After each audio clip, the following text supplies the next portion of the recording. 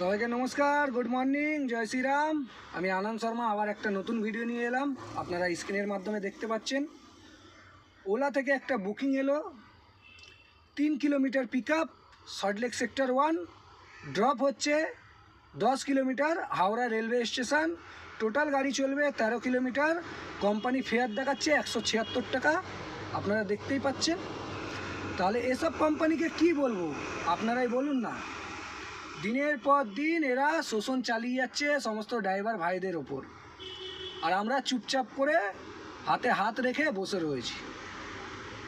এভাবে আর কতদিন চলবে? এভাবে কতদিন আমরা চালাবো? দিনের পর দিন জিনিসের দাম বেড়ে যাচ্ছে, আর এসব কোম্পানি দিনের পর দিন কিলোমিটারের রেট কমাচ্ছে, আর দিনের পর দিন শোষণ চালিয়েই যাচ্ছে।